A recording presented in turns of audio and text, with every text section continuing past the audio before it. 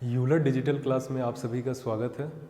आज की क्लास में हम लोग क्लास 11th के केमिस्ट्री जेक के मॉडल सेट को हम लोग सॉल्व करने जा रहे हैं। तो आइए देखते हैं हमारे मॉडल सेट में क्या क्या इंस्ट्रक्शंस हैं। आप देख सकते हैं झारखंड जेक का जो अपना मॉडल सेट है, ये है, सब्जेक्ट है केमिस्ट्री और कौन से ईयर के लिए है, तो 2023 के लिए है। एक इंस्ट्रक्शन में ज़रूर जिक्र करना चाहूँगा कि आपके क्वेश्चन कितने आने वाले हैं। तो आपके 40 MCQ क्वेश्चन आने वाले हैं, बहुविकल्पीय, जिसको आप जनरली ऑब्जेक्टिव टाइप कहते हैं। 40 ऑब्जेक्टिव टाइप क्वेश्चन होंगे, इन्हें हमें क्या करना है, सॉल्व करना होता है। तो आइए हम लोग क्वेश्चन को स्टार्ट करें। सबसे पहला question, the maximum number of electrons in a subshell for which L = 3। L = 3 वाले मान के उपकोष में इलेक्ट्रॉनों की अधिकतम संख्या कितनी होती है। चलिए L = 3 को थोड़ा समझने के लिए आप यहाँ समझेंगे।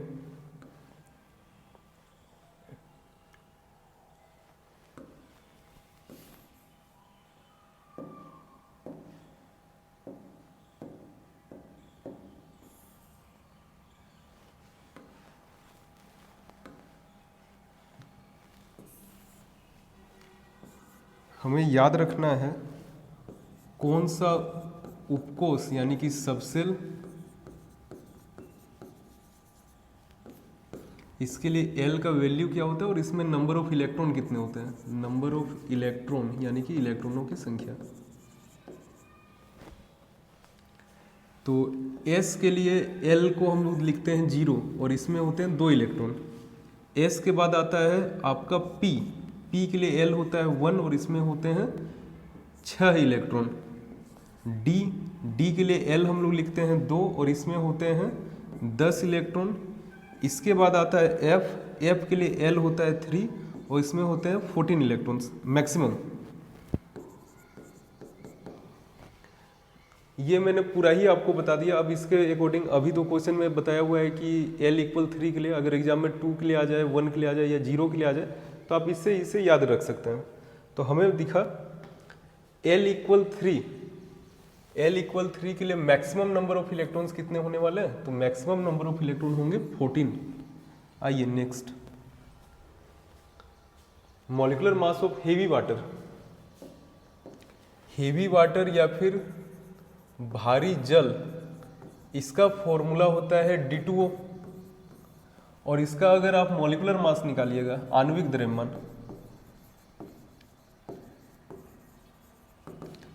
हाइड्रोजन का 1 होता है, D का 2 होता है ना, 2 × 2, और ऑक्सीजन का तो सभी को जानते हैं, इसका आणविक द्रव्यमान या परमाणु द्रव्यमान या फिर एटॉमिक मास जो होता है वो होता है 16। इसको जोड़ेंगे तो हमें मिल गया 20, इसलिए ऑप्शन नंबर C।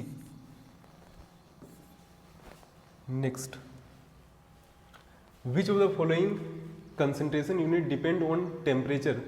निम्नलिखित में से कौन सी सांद्रता इकाई तापमान पर निर्भर करती है।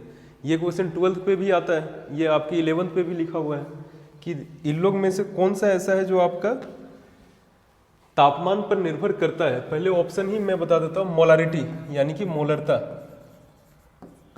मोलारिटी या फिर मोलरता।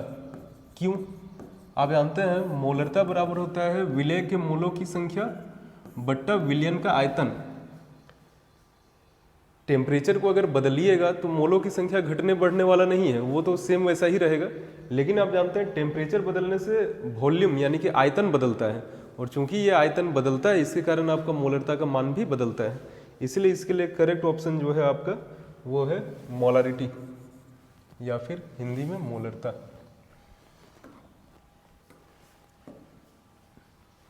The value of quantum number for 2p orbital. 2p अभी मैंने कहीं पे लिखा था, ये आपके लिए हमेशा काम आ जाएगा। p यानी L = 1 होता है ना, और n तो आगे पे ही दिख रहा है, तो n = L = 1, इसलिए ऑप्शन नंबर कौन सा करेक्ट है, n = L = 1, option number C।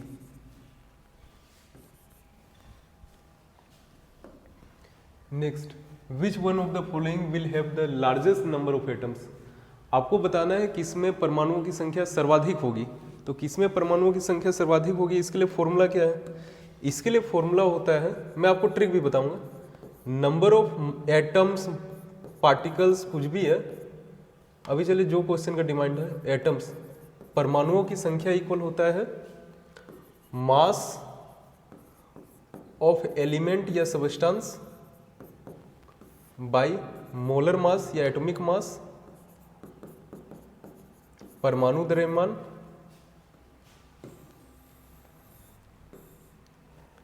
और इंटू 6.022 इंटू 10⁻23। अगर आप चाहें तो इससे आप निकाल सकते हैं नंबर ऑफ एटम कितने होंगे। ये मेरे लिए फॉर्मूला है, genuine formula. Number of atom अगर निकालना है, आप एलिमेंट के मास को लिखिए, इसे इसके एटॉमिक मास से डिवाइड कीजिए और जाकर उसे 6.022 इंटू 10⁻23 से मल्टीप्लाई कर लीजिए। लेकिन अगर आपको ऑप्शन में दिखे कि सभी जगह मास तो आपका सेम है, ये सेम है, ये कांस्टेंट है, तो सीधा सा है कि number of atom atomic mass पे डिपेंड करेगा।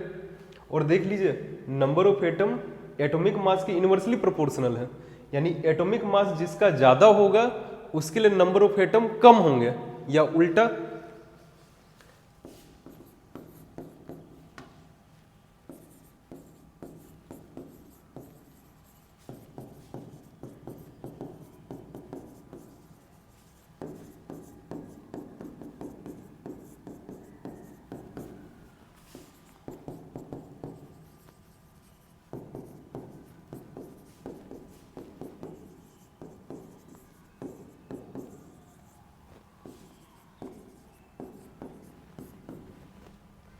यदि मास सभी का सेम है, जैसा हमें इस क्वेश्चन में दिख रहा है, नंबर ऑफ या मास हमें दिया हुआ है कितना है, मास हमें दिया हुआ है कि 1 ग्राम है, तो याद रखेंगे जिसका भी एटॉमिक मास कम होगा उसमें नंबर ऑफ एटम अधिक होंगे। तो आपको पता है मास, कैल्शियम का 40, सोडियम 23, Cl2 नहीं करने जाएंगे हम लोग, एटम पे ही ले लेंगे 35.5, और लिथियम का आपको पता है होता है 7। तो इन लोग में से सबसे ज्यादा किस में नंबर ऑफ एटम्स मिलेंगे, तो नंबर ऑफ एटम सबसे ज्यादा मिलेंगे लिथियम में। तो लिथियम के लिए अगर टिक करने जाए तो ऑप्शन नंबर सी। आइए नेक्स्ट, एफीज आपको बताना है आयरन कौन से ब्लॉक में आता है। अगर आप पीरियोडिक टेबल देखें और आपको पता होगा पीरियोडिक टेबल में कैसे करके आपका क्या है ब्लॉक का डिवाइड हुआ है, तो पहले दो को आप जानते हैं एस कहते हैं, इन सभी को डी कहते हैं, इन सभी को पी कहते हैं, और नीचे में जो सीरियम और थोरियम से इधर साइड जाता है इन्हें हम लोग क्या कहते हैं, इन्हें हम लोग एफ ब्लॉक के एलिमेंट्स कहते हैं। तो अगर आप देखें तो आप इसे देखिए, आयरन आपको दिख रहा है, आयरन पड़ता है इनके बीच में और इनके बीच में पड़ता है, यानी कि ये कौन से ब्लॉक में आता है, ये आता है डी ब्लॉक में। तो iron belongs to D block. Next, what will be the amount of water produced by the combustion of 16 gram of methane. 16 gram methane के दहन से उत्पन्न जल की मात्रा क्या होगी। तो कितनी मात्रा में हमें जल मिलेगा, इसके लिए पहले इसके दहन का समीकरण लिखा जाए। मीथेन CH4 ये ऑक्सीजन से रिएक्ट करेगा, यानी कि जलेगा, बर्न दहन। कभी भी हाइड्रोकार्बन जलता है तो कार्बन डाइऑक्साइड बनाता है और जल बनाता है, वाटर। 2 बार हाइड्रोजन के लिए हमने बैलेंस करने के लिए इस पे 2 लगा लिया, ऑक्सीजन देख लें 2 2 4, इस पे हमने 2 लगा लिया। ये हो गया हमारा पूरा सेटअप, या तो कैसे इक्वेशन है, तो इस फॉर्म में ये आपका क्या करता है, रिएक्ट करता है या जलता है। अगर आप ध्यान देंगे तो आपको दिखेगा, हमें क्या बताना है, हमें बताना है 16 ग्राम मीथेन से कितना हमें वाटर मिलेगा। सभी ध्यान से, हम लोग पहले इनका रेशियो लिख लेते हैं। पहले अगर मोल पे लिखें तो आगे के कोफिशिएंट को देख के आप बता सकते हैं, इसका 1 मोल, इसका कितना लेना पड़ेगा, 2 मोल, ये बनेगा 1 मोल और ये बनेगा 2 मोल। यानी कि हमारा हिसाब ऐसा बैठा, 1 मोल मीथेन से 2 मोल वाटर बनते हैं। 1 मोल मीथेन से कितने मोल वाटर बनते हैं, 2 मोल वाटर बनते हैं। अब इसे अगर मास में बदल दिया जाए, द्रव्यमान में, तो आपको पता है CH4 अगर जोड़ा जाए, कार्बन का मास 12, हाइड्रोजन का 1 1 करके 4, यानी कि 12 4 16 ग्राम। 1 मोल का मास होता है 16 ग्राम, इनके बारे में हम लोग लिख सकते हैं, लेकिन अभी हमें इनके बारे में क्वेश्चन नहीं है। हमें क्वेश्चन किया गया है वाटर के लिए बताइए। तो 1 मोल अगर वाटर का मास निकाला जाए, हाइड्रोजन का 112 और ऑक्सीजन 16 to 18 ग्राम, तो 2 मोल है तो 2 into 18 यानी कि 36 ग्राम। तो यहीं के कैलकुलेशन से हम लोग कह सकते हैं 16 ग्राम अगर हम लोग मीथेन लेंगे, 16 gram methane produces 36 gram of water, ये हो गया अपना आंसर। तो इसीलिए ऑप्शन नंबर कौन सा? Option number A. आइए नेक्स्ट क्वेश्चन पर आते हैं। विच of the following electronic configuration is not possible? आपको बताना है कि कौन सा इलेक्ट्रॉनिक विन्यास आपका सही नहीं है। तो सही है नहीं है ये तो डिपेंड करता है एन एल इनके मान पे। थोड़ा सा कहानी सुनिए, थोड़ा समय लग जाए, लेकिन आप जरूर अच्छे से समझ कर जाइए ताकि आपको क्वेश्चन एग्जैक्ट ऐसा ही मॉडल सेट वाला आएगा जरूरी नहीं है। वहाँ क्वेश्चन जाकर वो अगर बदल गया तब भी आप इसे सॉल्व कर पाए। अभी मैंने टेबल बनाया था, वही टेबल में फिर से आपको बताता हूँ। एल और एल के बेसिस पे जो हम लोग सबसेल लिखते हैं, 0 तो S, 1 तो P, 2 तो D, 3 तो F। L का वैल्यू डिपेंड करता है N के वैल्यू पे। L depends on N। L equal होता है 0 to N-1।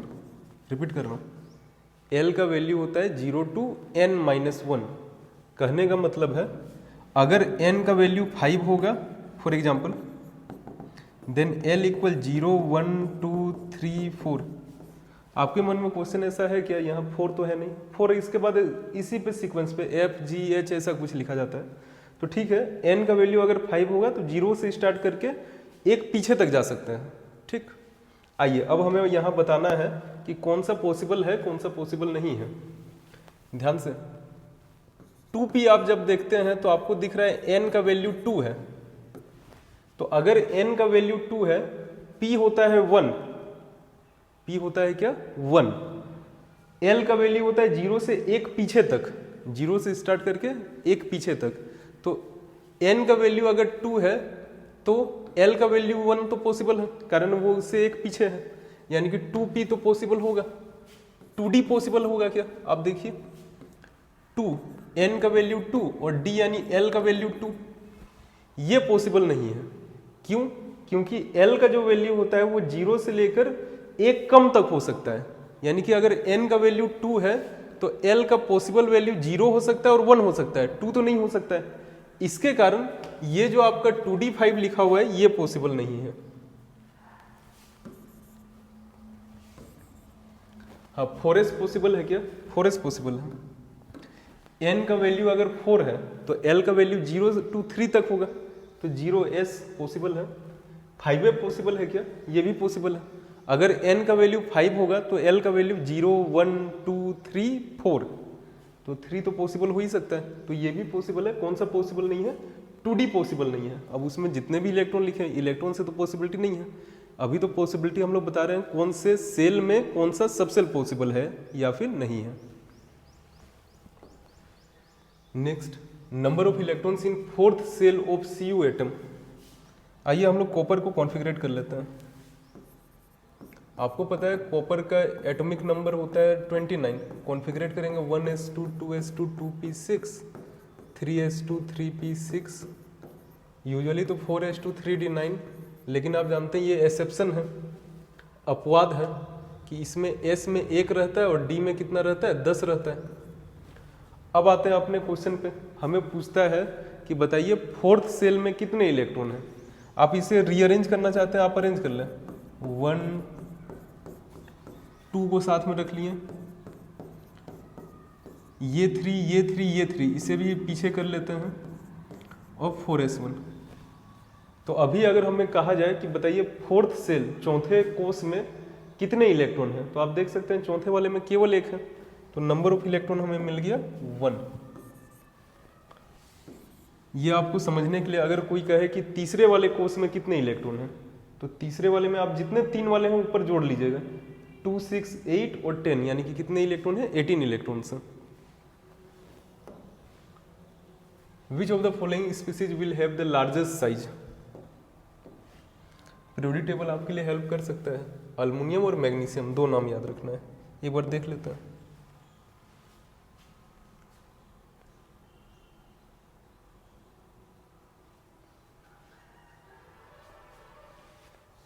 आप मार्क कर लीजिए कहाँ है अल्मुनियम, ये है मैग्नीशियम, ये है aluminium.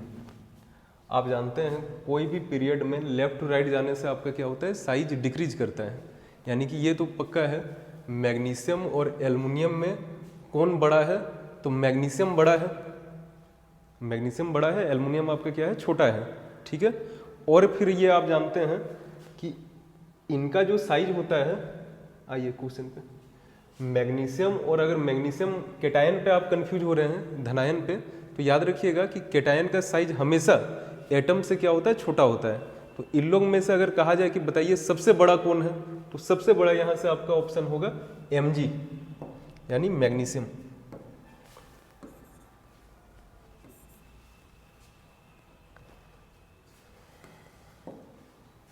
The element with atomic number 35 belongs to which block of the period? परमाणु संख्या 35 वाला तत्व आवर्त सारणी के किस ब्लॉक से संबंध रखता है या फिर आपका क्या है? संबंधित है।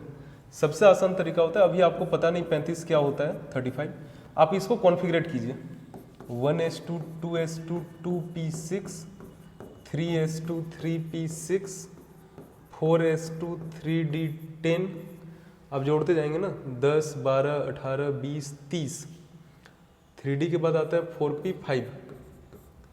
लास्ट इलेक्ट्रॉन जिसने रिसीव किया इसे ही हम लोग कहते हैं या इसी के अकॉर्डिंग ब्लॉक बताते हैं। लास्ट इलेक्ट्रॉन किस पे गया है? पी पे, यानी कि पक्का है कि ये पी ब्लॉक का एलिमेंट है। ये है पी ब्लॉक का एलिमेंट। आपको पता है 35 जो होता है वो किसका होता है? ब्रोमीन का होता है। आप बोले तो आपको पीरियोडिक टेबल पे मैं दिखा भी देता हूँ कि 35 जो है वो आपको दिखेगा। ये पूरा पी ब्लॉक है ना, ये पी ब्लॉक है। 35 कहाँ बिलोंग करता है? तो 35 बिलोंग करता है आपके पी ब्लॉक पे। तो ब्लॉक डिसाइड करने के लिए क्या किया जा सकता है? ब्लॉक डिसाइड करने के लिए बस आप इसे कॉन्फ़िगरेट कर लीजिए। लास्ट इलेक्ट्रॉन जिस सबसेल या जिस उपकोष ने लिया है उसके अकॉर्डिंग हम लोग कह सकते हैं कि ये उस ब्लॉक का है। Next, IUPAC name of element with atomic number 1 to 9। आपको लैटिन नंबर्स याद रखने होंगे। 1 के लिए UN, 2 के लिए बाई, 9 के लिए EN और लास्ट में IUM, और इसी का शॉर्ट लिखा जाए तो UBE, यानी कि option number B. Halogens belong to, halogens किनको कहा जाता है? हेलोजेंस कहा जाता है ग्रुप 17 वालों को। फ्लोरीन, क्लोरीन, ब्रोमीन, आयोडीन जिस पे आते हैं इन्हें हेलोजन कहते हैं। और ये आता कहाँ है? तो ये आता है ग्रुप 17 में। Charles law of gases give relation between, Charles law किनके बीच का संबंध देता है? तो चार्ल्स लॉ होता क्या है? चार्ल्स लॉ के अकॉर्डिंग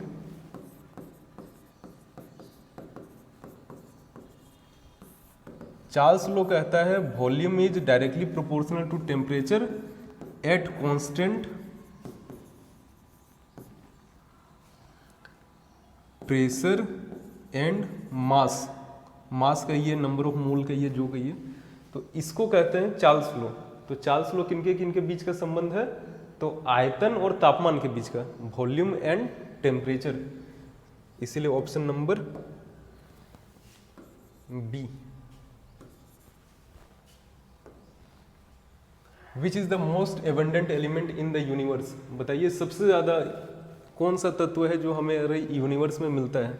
आप जब हाइड्रोजन चैप्टर पढ़ने जाते हैं वहाँ का तो पहला लाइन ही यही लिखा हुआ है कि हाइड्रोजन ऐसा तत्व है जो यूनिवर्स में सबसे ज़्यादा, ब्रह्मांड में सबसे ज़्यादा पाया जाता है।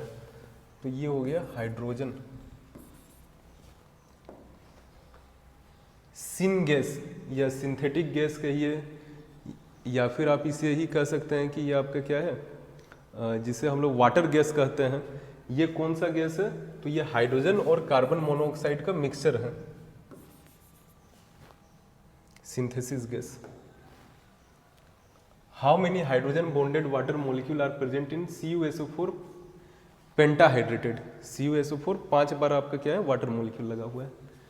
CuSO4 5H2O को अगर लिखने जाएं तो इसे जनरली हम लोग ऐसा कुछ रिप्रेजेंट करते हैं, 4 कोऑर्डिनेट बॉन्ड बनाता है और 1 वाटर आपका बाहर होता है जो हाइड्रोजन बॉन्ड बनाता है। तो इसी पे हम लोग आंसर कर सकते हैं कि ये आपका कितने वाटर है जो हाइड्रोजन बॉन्ड बनाता है? तो केवल एक ही वाटर मॉलिक्यूल है जो हाइड्रोजन बॉन्ड बनाता है। ऐसे अगर इसका बड़ा सा स्ट्रक्चर लिखने जाए वो भी मैं बता देता हूँ आपको। CuSO4 की अगर स्ट्रक्चर लिखी जाए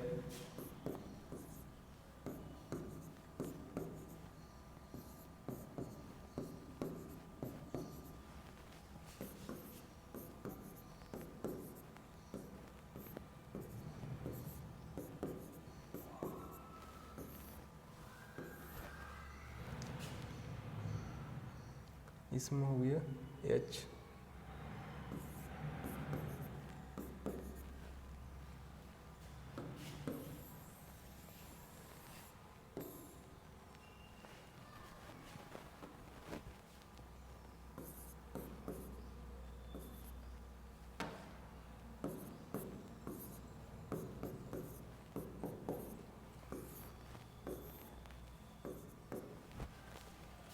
एक तो यहाँ पे हाइड्रोजन बॉन्ड बनता है, मैं कलर चेंज करके बता देता हूँ, और ये लोग में हाइड्रोजन बॉन्ड बनता है।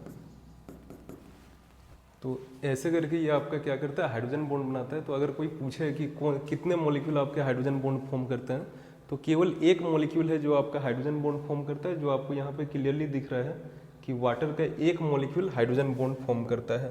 तो इतना लंबा करके आपको याद नहीं करना पड़ेगा, अब बस इसे याद कर ले कि 4 एरो यानी कोऑर्डिनेट बॉन्ड बनाता है उपसंयोजक बंध, केवल एक वाटर मॉलिक्यूल जो बाहर है ये आपका हाइड्रोजन बॉन्ड बनाता है। तो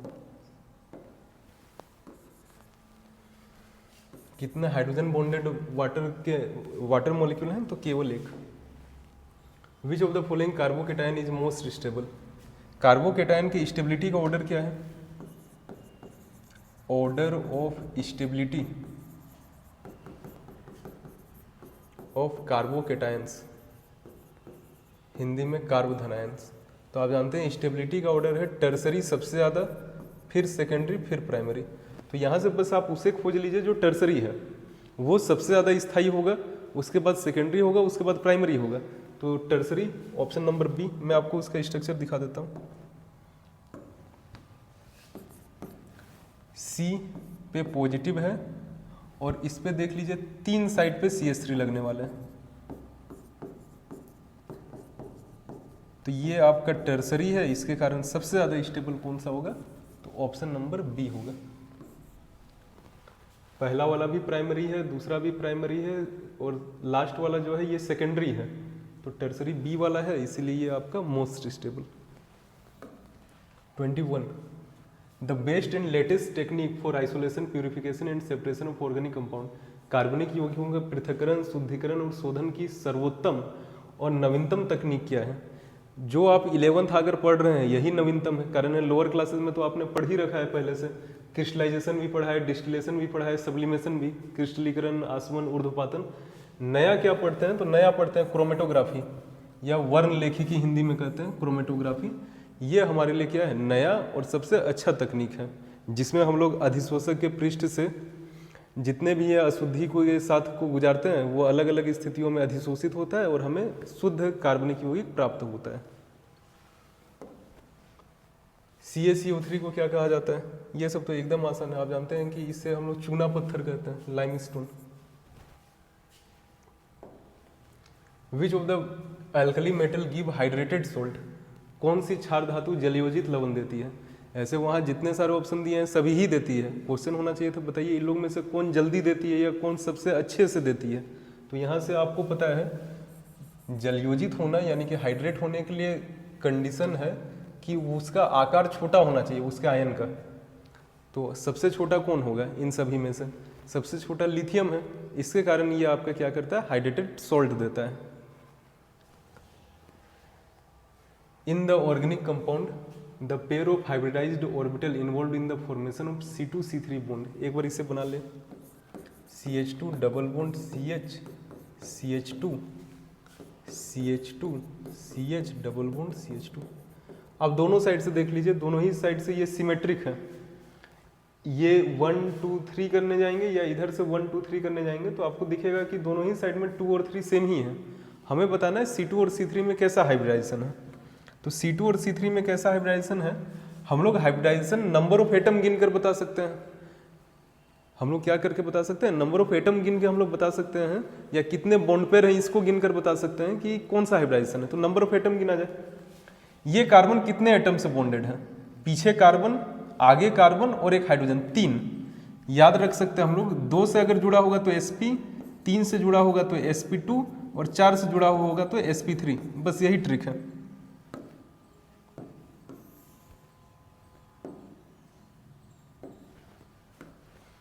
तो ये वाले को फिर से, पीछे एक कार्बन, आगे कार्बन और एक हाइड्रोजन, 3 से लगा हुआ है इसलिए sp2।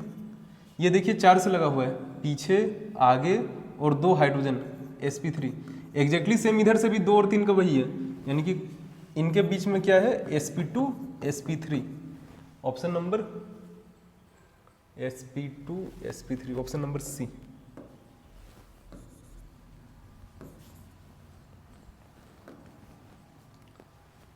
The graph between volume and pressure at constant temperature is called. नियत ताप पर आयतन और दाब के मध्य के ग्राफ को कहा जाता है। देखिए क्या चीज़ नियत है, क्या चीज़ कांस्टेंट है, इसके हिसाब से ग्राफ का नाम रखा जाता है।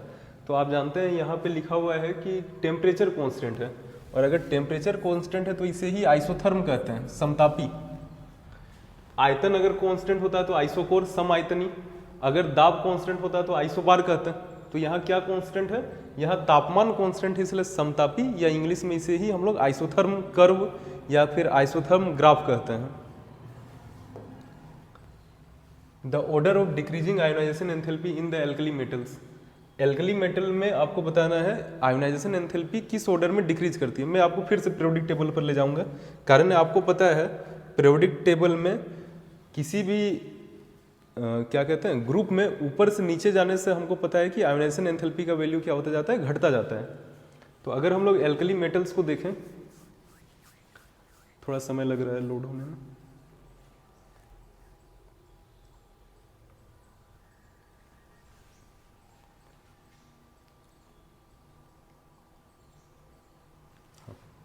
ये देखिए alkali metal, lithium, sodium, potassium, rubidium, caesium, francium वहाँ है नहीं, मान लीजिए फ्रांसियम भी। तो हमें पता है कोई भी ग्रुप में नीचे जाने पर हम लोग का आयोनाइजेशन एंथैल्पी का वैल्यू घटता है, इसलिए लिथियम का सबसे ज़्यादा, फिर सोडियम, फिर पोटेशियम, फिर रुबिडियम, फिर सीजियम, अगर फ्रांसियम है तो फ्रांसियम। इसलिए ऑप्शन नंबर कौन सा होगा, सबसे ज़्यादा किसका, सबसे ज़्यादा लिथियम का, फिर सोडियम, फिर पोटेशियम, फिर जाकर रुबिडियम। अब बाद बाकी ऑप्शन को देख लेंगे, ये उन ऑर्डर में नहीं मिलेगा, इसके कारण बेस्ट आंसर जो होगा वो Li इज क्या है, maximum, then sodium, then potassium, then finally rubidium. The shape of ammonia molecule is, shape of ammonia, पहले बॉन्डिंग देख लीजिए अमोनिया का। 3 हाइड्रोजन है और आपको 3 बॉन्ड बनाता है और 1 लोन पेयर होता है, यानी कि 3 बॉन्ड पेयर और 1 लोन पेयर का जो शेप होता है वो कुछ ऐसा होता है, एग्जैक्ट शेप। 1 लोन पेयर जिसे हम लोग ट्राइगोनल पिरामिडल कहते हैं, हिंदी अगर लिखते हैं तो त्रिकोणीय पिरामिडी।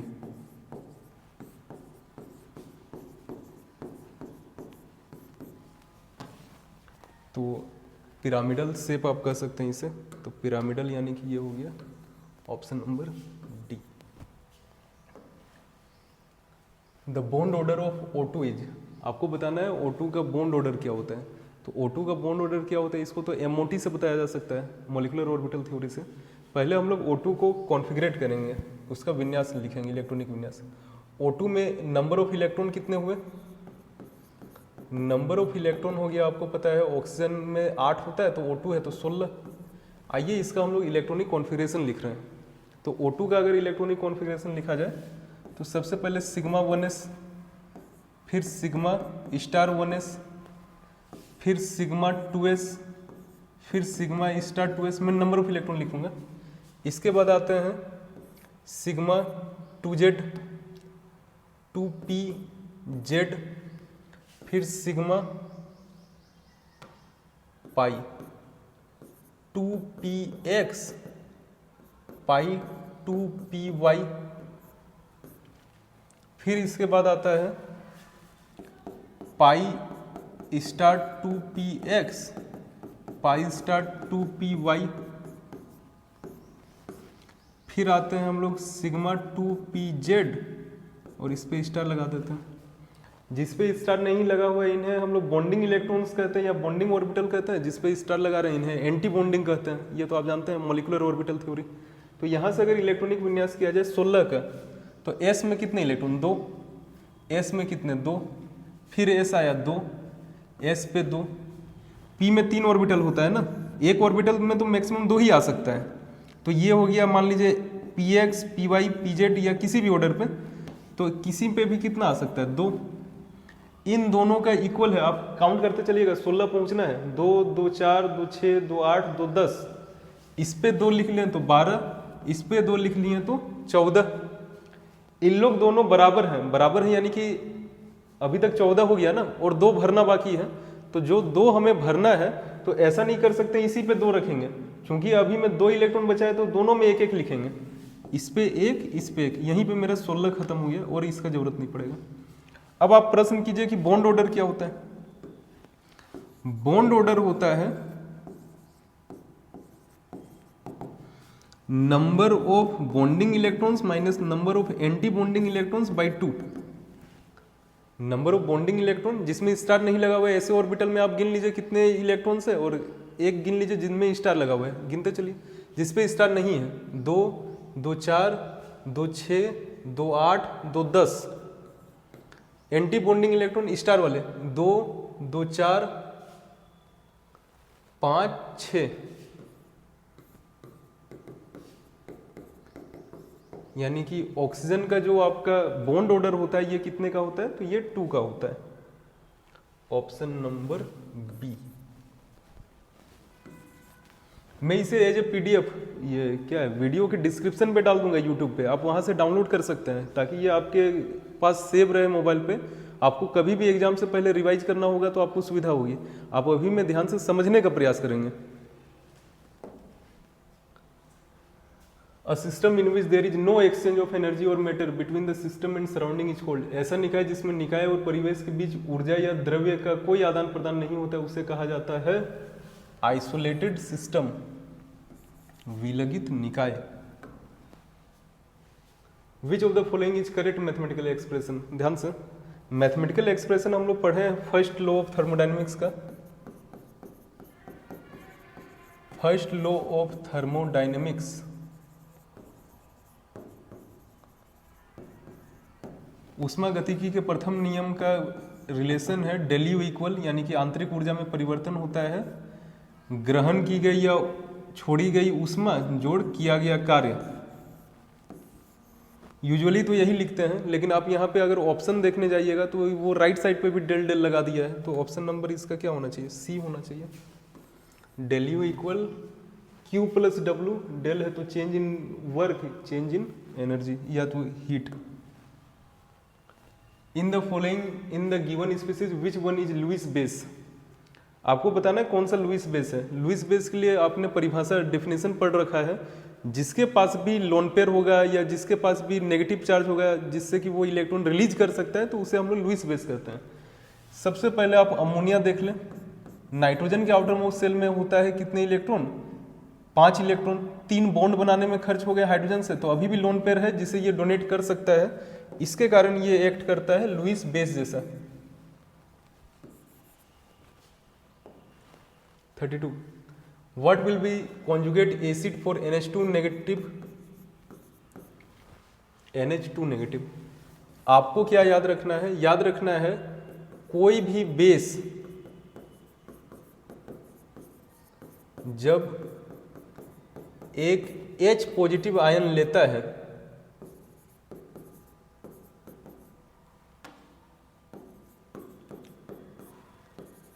तो कॉन्जुगेट एसिड में बदल जाता है।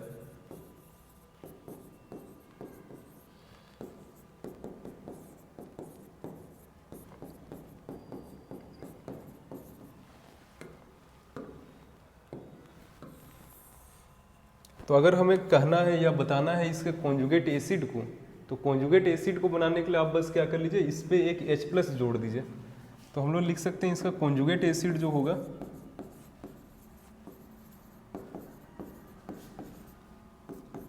एक H हमने जोड़ा, H पहले से था और एक हो गया H2 और एक प्लस और 2 माइनस में एक चला गया तो NH2 negative. Option number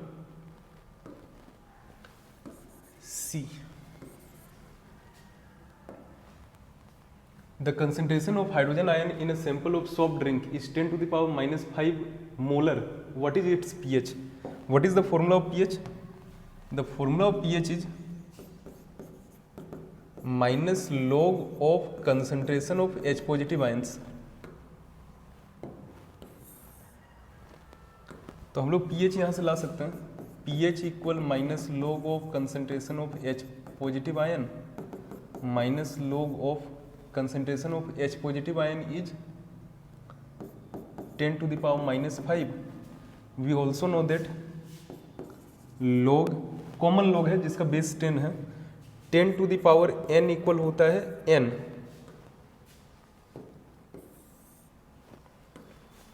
minus तो बाहर रह गया, ये आ गया -5 minus minus +5। So the pH of solution is 5।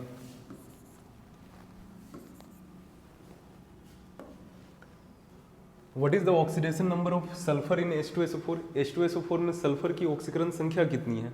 आइए इसे कैलकुलेट किया जाए। H2SO4 आप जानते हैं जिसका भी ऑक्सीडेशन नंबर निकालना है उसे x मान लेते हैं। Let the oxidation number of sulphur equal x, sulphur की ऑक्सीकरण संख्या हो गई x। हमें याद रखना पड़ेगा हाइड्रोजन का होता है +1 और ये 2 बार है, सल्फर का हमने माना x, ऑक्सीजन का होता है -2 और ये 4 बार है। और सभी के ऑक्सीडेशन नंबर को अगर हम लोग जोड़ेंगे तो चूंकि हमें दिख रहा है कि ये मॉलिक्यूल है, कोई चार्ज कोई आवेश नहीं है इस पे, इसके कारण सभी को जोड़ेंगे तो ये आएगा 0।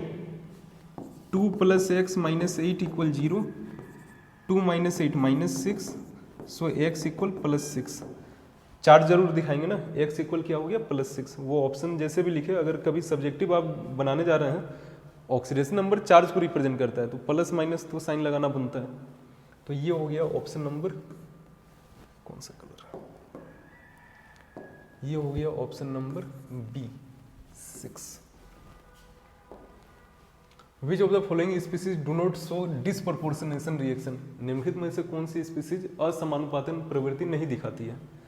डिसप्रपोर्शनेशन आपने पढ़ा है, आपने पढ़ रखा होगा। ऐसा कोई भी रिएक्शन जिसमें एक ही का ऑक्सीडेशन भी और रिडक्शन भी दोनों पॉसिबल है, यानी कि उसका ऑक्सीडेशन नंबर बढ़ भी सकता है और अगर घट भी सकता है तो उसे कहते हैं कि ये डिसप्रपोर्शनेशन दिखा रहा है। तो आप जानते होंगे क्लोरीन का ऑक्सीडेशन नंबर क्या क्या है, एक minute,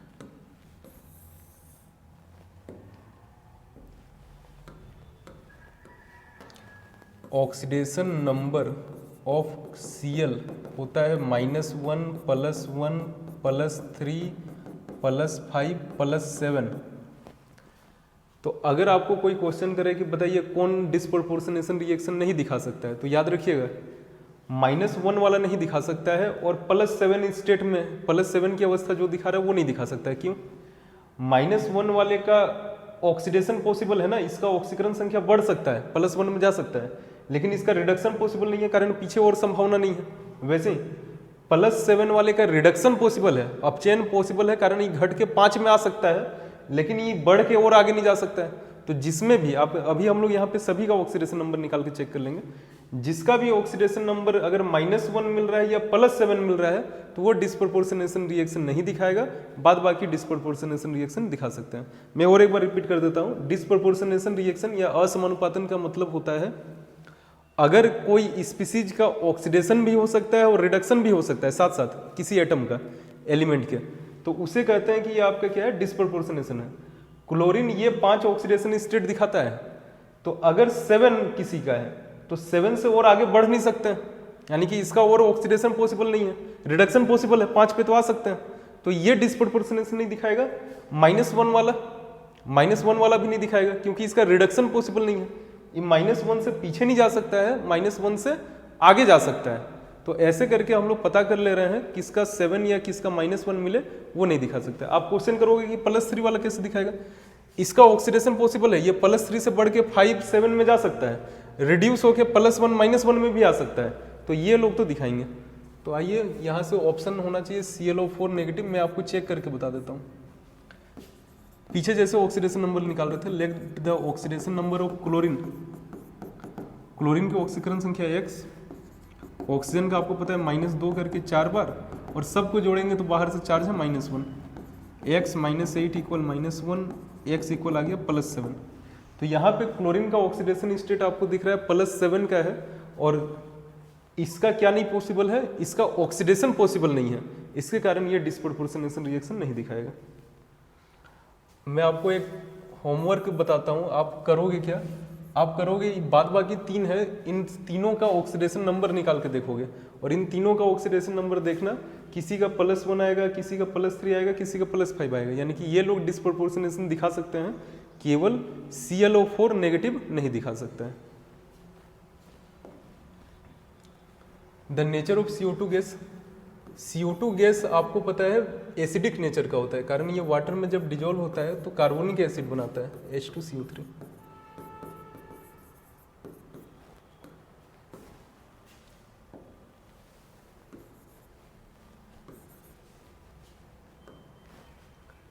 thermodynamically most stable form of carbon is, उष्मागतिकी रूप से कार्बन का सर्वाधिक स्थायी रूप क्या है, तो सर्वाधिक स्थायी रूप ग्रेफाइट।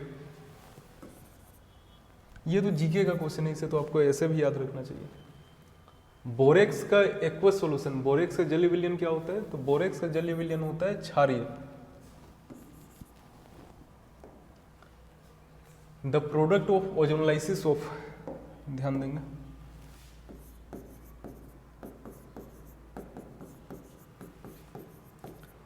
अगर हम लोग ओजोनोलाइसिस करें, ओजोन से रिएक्ट करा रहे हैं, देन आफ्टर जिंक से इसका हम जिंक पाउडर के प्रेजेंस में हम लोग इसका हाइड्रोलाइसिस करें, तो आपको पता है यहाँ से ये बॉन्ड 2 पार्ट पे ब्रेक हो जाता है और दोनों पे डबल बॉन्ड O लगता है, यानी प्रोडक्ट यहाँ से बनता है CH3 CH double bond O, and second side पे भी इस पे भी एक डबल बॉन्ड O आ जाता है, इस पे भी एक डबल बॉन्ड आ जाता है, CH CH3।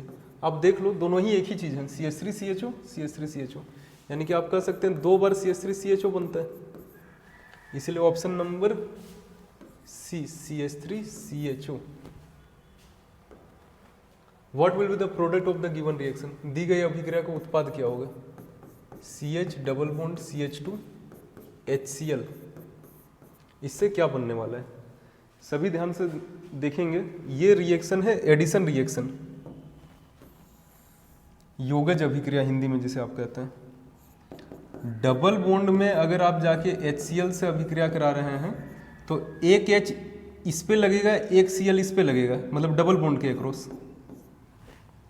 इसे मैं बढ़ा लेता हूँ।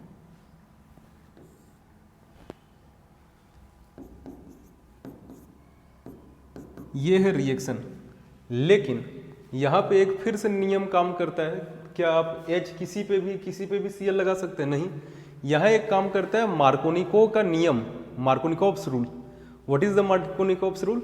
मार्कोनिकोव के अकॉर्डिंग जो आपका नेगेटिव पार्ट है, H और Cl में आपको पता है Cl नेगेटिव पार्ट है, H पॉजिटिव पार्ट है, तो नेगेटिव पार्ट हमेशा कम हाइड्रोजन वाले कार्बन पे जाके जुड़ेगा। नेगेटिव पार्ट हमेशा कहाँ जाकर जुड़ता है? कम हाइड्रोजन वाले कार्बन में जुड़ेगा।